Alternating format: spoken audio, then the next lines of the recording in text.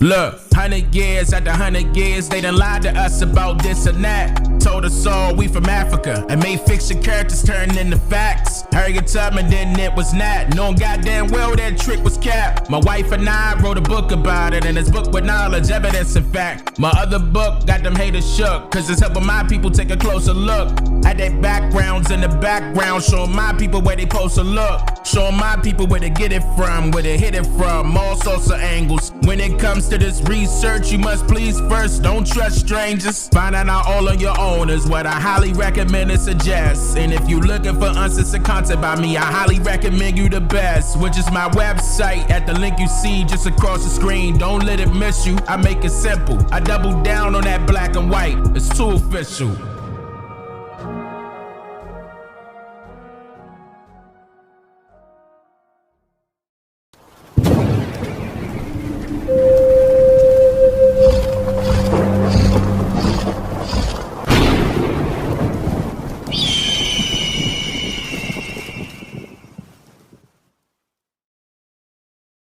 Just imagine a school of people cramming themselves onto a boat today, trying drastically to avoid what's known as immigration laws, packing themselves in the trunks of vehicles, and even small cave-like holes underneath the ground, doing whatever it takes to travel to America due to their belief that America is the land of plenty, with new beginnings for themselves and their families, opportunities for employment and affordable housing, all while risking their lives in hopes of gaining freedom. This should all ring a bell here and make you wonder if people were willing or unwilling to aboard these rowboats or cargo passenger ships in the first place. Or maybe the question should be, were people forced into slavery, or was slavery simply done by choice?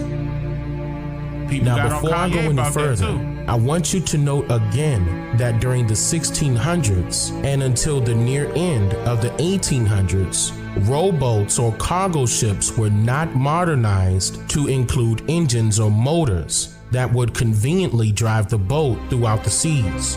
The commercial production of steamboats or riverboats were made available at the tail end of the 1800s as well, which should make you wonder, how many so-called slave ships were accounted for that enabled strangers to carry a whopping 12.5 million people, along with supplies, food, and other cargo from one continent to another?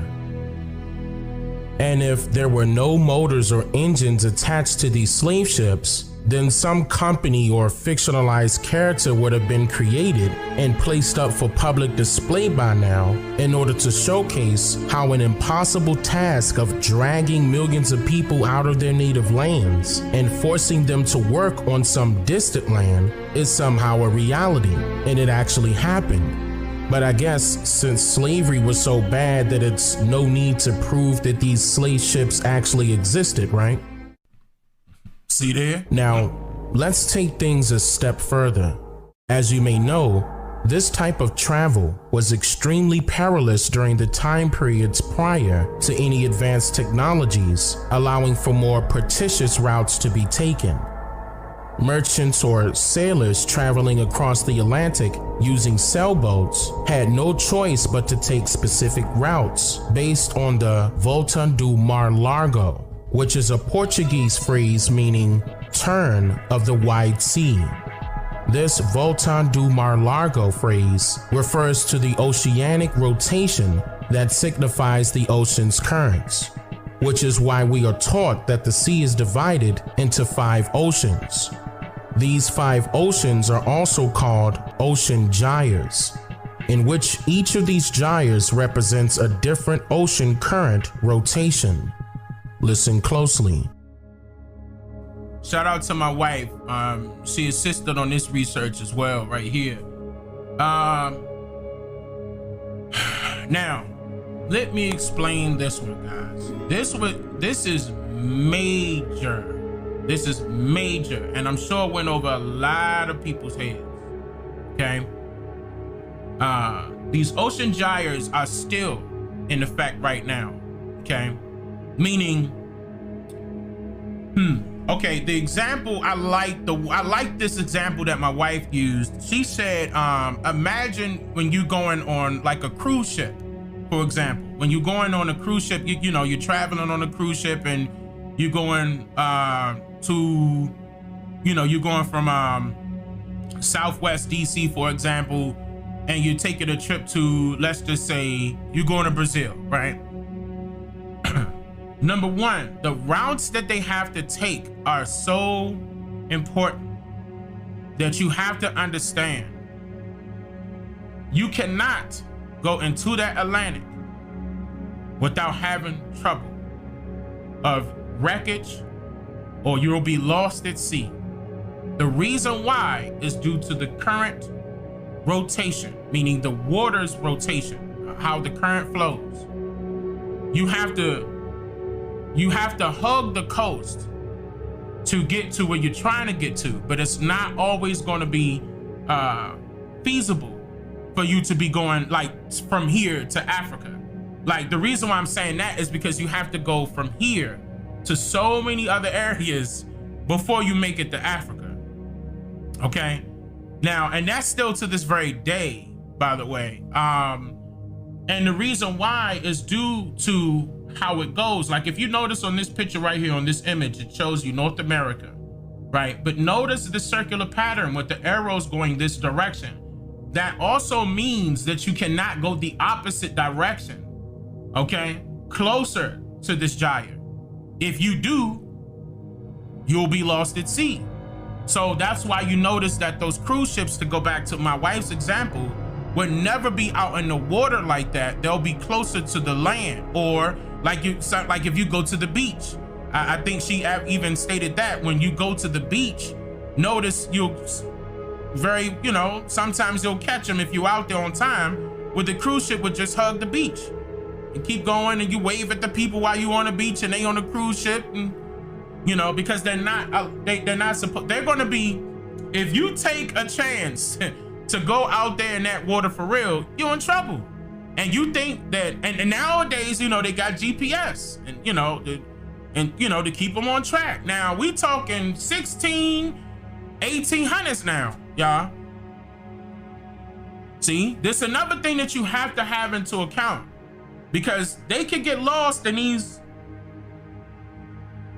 gyres. Let's just say it that way, because ain't no telling what's gonna happen in the middle, and you know, ain't no telling. Okay, this is realistic. This is how it goes. This is the South Atlantic gyre down there beside South America. Now I know this is a Wikipedia world map. We're just gonna use this for right now because this is the maps that they're feeding to you. But you can also utilize the information against them, because it also contradicts. It contradicts itself each time.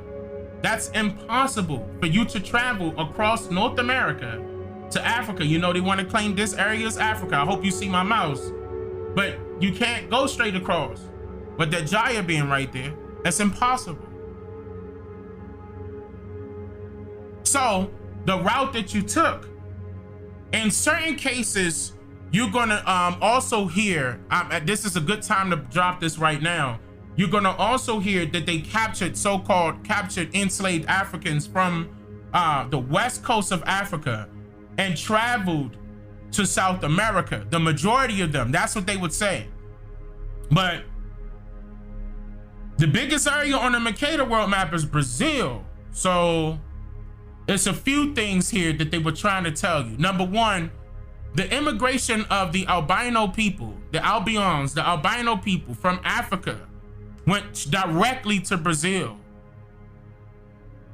Some went to Russia, some went to Brazil.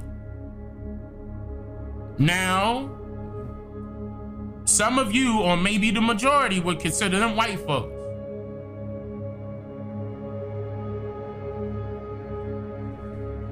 That's just one example, okay? Now, we know for sure that they weren't bringing millions of them, okay? Let's say that they brought some that they could fit on the ships by the time they started creating actual huge size ships that had motors in them. But by that time, the transatlantic slave trade was allegedly out the door. So That once again doesn't add up, meaning that it was almost about to end by the time they got motors involved.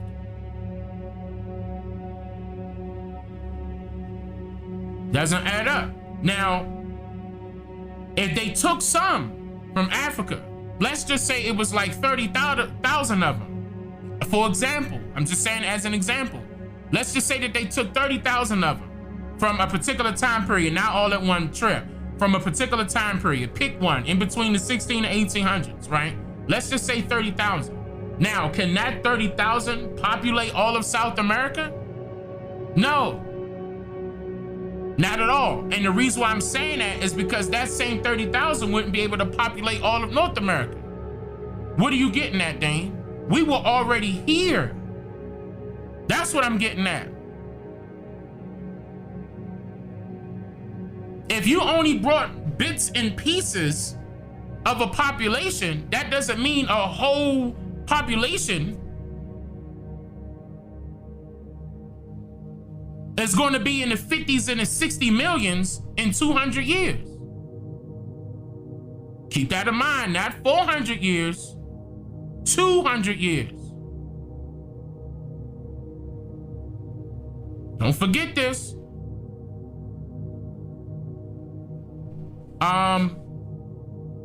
And then on top of that, the way they had to travel, the routes that they had to take, yeah, they couldn't just go straight across. That was impossible. So any story, anyone, and I mean that, any story, even if it's a good book, it got a good cover, you might have some attachment to it religiously, a whole bunch of them stories is a lie, man. Just due to this point right here. And that's just the start of it. You can't go across that Atlantic without trouble. You're gonna have trouble. Remember, they said that Christopher Columbus lost how many ships? How did he lose them? Oh, you gonna see Christopher Columbus hiding in some woods and he gonna capture some children and run away. They coming after him. Did his ship wreck because they caught his ass? But no, hold on, wait a minute. You would think they would, but they said that Christopher Columbus came again. So let's back up a second. They said Christopher Columbus landed somewhere that he was not used to. That's number one. He wasn't supposed to be landing in the islands surrounding Haiti. He wasn't supposed to be over there. So that means that he didn't know where he was going. He was looking for some form of promised land. He was looking for something, right? That he was supposed to report back to Queen Isabel. That's number one. Number two, think about this now. If he landed in Haiti somewhere, let's just say somewhere in Haiti, that's what it was. It was within that same area, within that same landmass. He landed there, right? Lost, okay? How was he able to capture somebody and find his way back to Moolah, Spain? It wasn't Italy. He's not an Italian. It's Moolah, Spain. It's still called Moolah, Spain today, if he existed.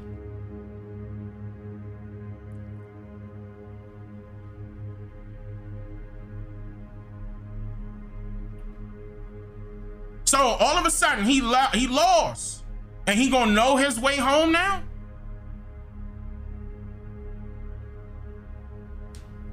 Did he have some help? Who was the help? If he had help, who was the help? He did come back, allegedly, to the story with this, the story that they're giving us, and he came back with Iberians.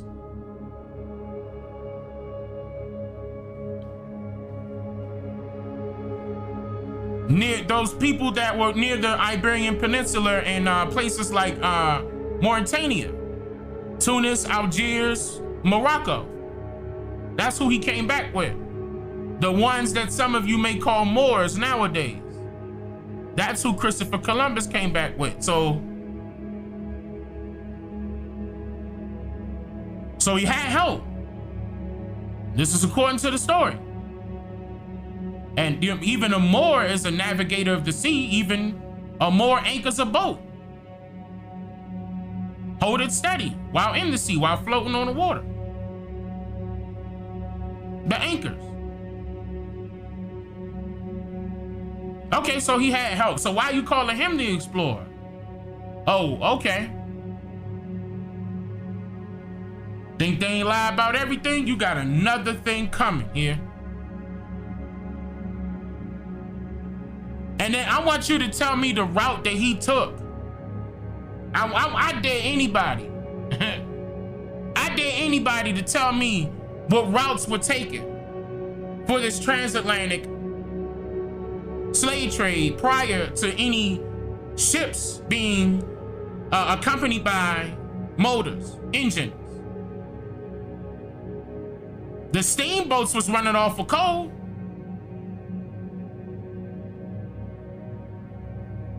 So were the engines at one point. So I'm talking about prior to any of that. How? You and unwillingly, on top of that, keep in mind, unwillingly. That's what they claim. Now, to me, let's just look at this image for a second. Let's analyze this depiction of some form of slavery allegedly supposed to be happening. And this is a depiction, okay? You could probably Google this, it'll pop right up. Now let's look at this for example. So you got all of these slaves right here, right? Allegedly, I mean, according to how they dressed, because this guy's fully clothed, so is he. And this guy right here is fully clothed. Now, according to him, according to how it's colored, he looks like a white man. He looked like a white man. I would say Arabic, something like that. But that's 1, 2, 3. And all of that, and look, and it's not like they got chains on what they doing. If you look at it, it looked like they're drawing up the sail. They drawing up the sail. So you mean to tell me they helping their master out?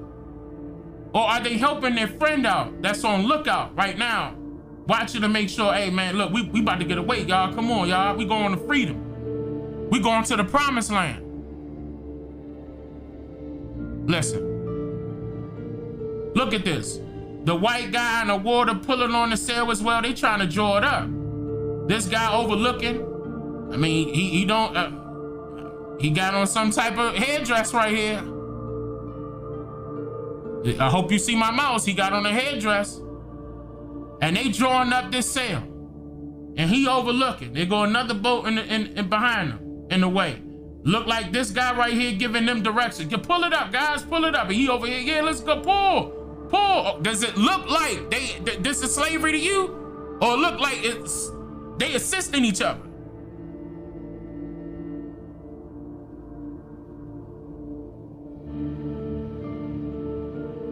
Huh?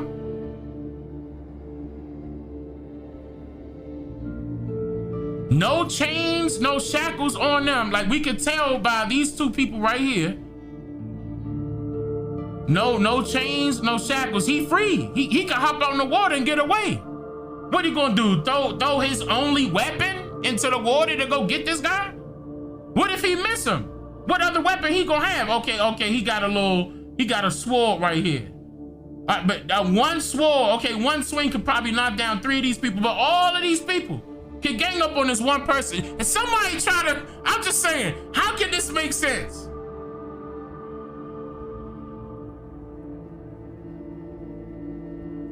They helping each other.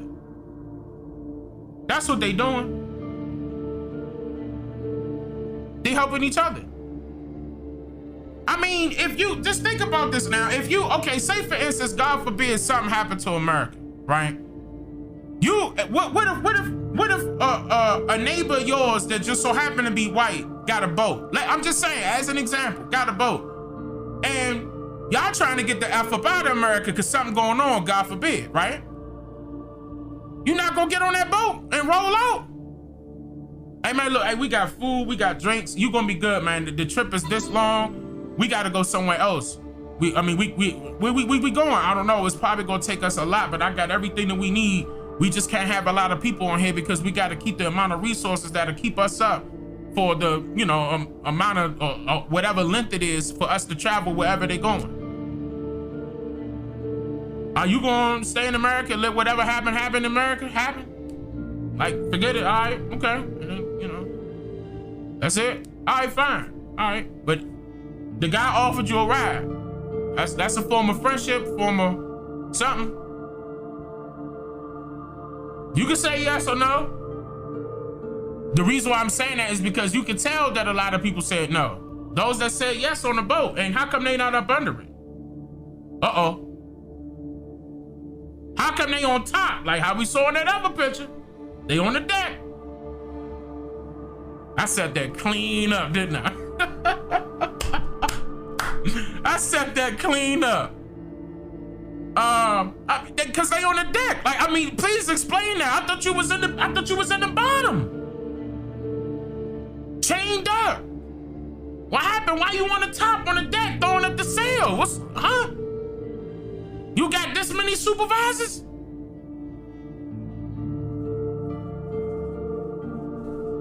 Logical thinking. This is not Dane Calloway making this up. This is logical thinking. This is critical thinking. This is what this is.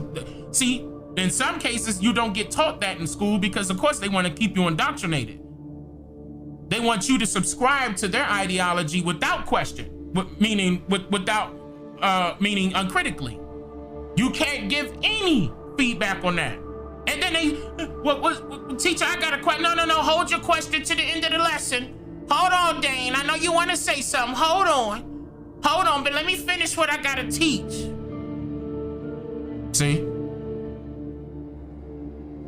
They don't want you to ask no questions, so they know it's bull crap. Which is a Portuguese phrase meaning turn of the wide sea. This volta do mar largo phrase refers to the oceanic rotation that signifies the ocean's currents, which is why we are taught that the sea is divided into 5 oceans. These 5 oceans are also called ocean gyres, in which each of these gyres represents a different ocean current rotation. Listen closely. According to the National Geographic, the North Atlantic Gyre begins with the northward flow of the Gulf Stream along the east coast of the United States. The Gulf Stream is the western boundary current of the gyre. The gyre then becomes the North Atlantic Current, which flows across the North Atlantic to Europe. Still flowing in a circular pattern, the current flows south as far as northwestern coast of Africa, where it is known as the Canary Current, the gyre's eastern boundary current. So let's just think about that for a second. Now, hold on. Let me come back a tad bit. So they basically telling you, the National Geographic is telling you, in fact, that's where I got these images from, the National Geographic, because they're describing what you're seeing, right? So they basically telling you how far down that gyre is going. North Atlantic, okay, northward flow of the Gulf Stream. So it got all the Gulf along the east coast of the United States. The Gulf Stream is the western boundary current of that same gyre though, okay? Then it becomes the North Atlantic Current, which flows across the Atlantic to Europe. Still flowing in a circular pattern, the current flows south as far as the northwestern coast of Africa. So that's pretty big. So you know you're not gonna go straight across, period. That's out, that's out, that's out. Anybody telling you them stories? Their credibility out the window. To Europe. Still flowing in a circular pattern, the current flows south as far as northwestern coast of Africa, where it is known as the Canary Current, the gyre's eastern boundary current. The gyre is completed as the North Atlantic Equatorial Current crosses the Atlantic Ocean to the Caribbean Sea. This entire circle and the water within it is the North Atlantic Gyre. End quote. As I've stated numerous times before, this means that only the winds and the currents of the ocean could determine how a boat or a ship was able to travel across the Atlantic, revealing the true reason why explorers initially sailed to South America instead of North America first.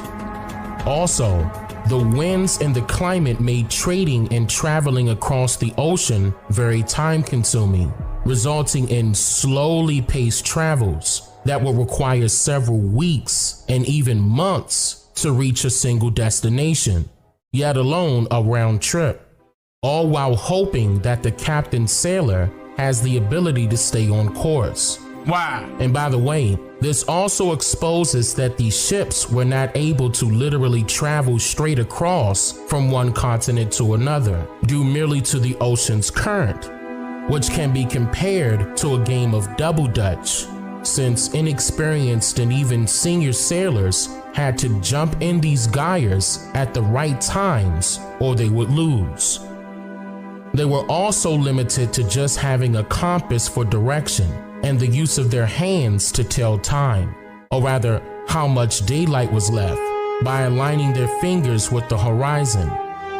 All of this sounds difficult, doesn't it? According to the Royal Museums of Greenwich, life at sea during the Age of Sail was filled with hardship. Sailors had to accept cramped conditions, disease, poor food and pay, and bad weather. So, if the sailors had to endure famine for weeks and even months, no pay and no work, sicknesses and diseases, treacherous weather climates, and even cramped living conditions, then how would anyone be able to control, feed, and successfully keep alive hundreds to thousands of so-called slaves that were allegedly captured from Africa and packed like sardines below the deck of their sailboats? Many people died for attempting this voyage, making it extremely difficult to even keep the same crew for more than one seafaring trip across the Atlantic. So in hopes of immediately providing a safer passage by learning the hard way, capacity stipulations were forced on the sizes of cargo and the passengers aboard.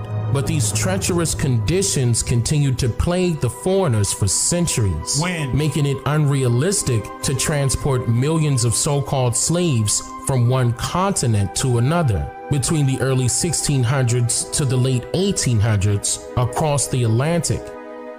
This is why you would not find any historical evidence nor colonial documentation of a transatlantic slave trade during this time period. That task would be simply impossible for anyone to accomplish, especially the way that we were taught how the story goes. I'm just here to make you think.